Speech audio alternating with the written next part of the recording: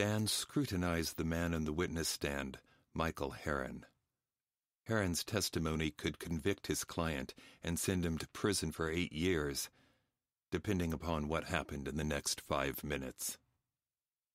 His favorite law school professor told him that if you observed a person carefully, you could learn everything you needed to know.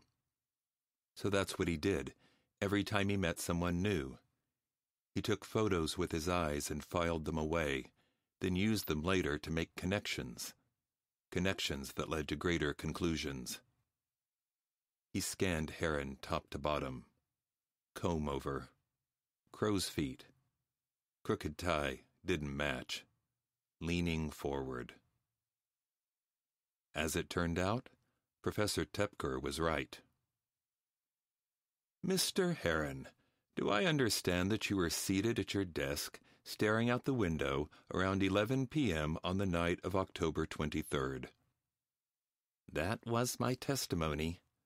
The man straightened slightly. He was obviously apprehensive, which meant nothing. Everyone was apprehensive on the witness stand, and especially during cross-examination. Awfully late to be working, wasn't it? That's why I'm the second associate vice president, Heron said, with more than a hint of pride. But despite how late it was, you could still see outside clearly? The street lamp illuminated the sidewalk. Heron had testified that he'd seen a drug deal go down across the street, and that the dealer in question, a man later arrested with over $10,000 in cash in his pockets, was his client, Emilio Lopez. The prosecution's case hinged on this ID. All the other evidence was circumstantial at best.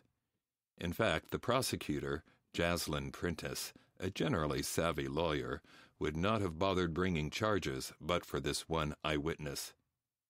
Destroy the eyewitness? Destroy the case. He pulled a document out of his backpack. He preferred backpack to briefcase. Easier to carry, didn't slow you down when you needed to move fast.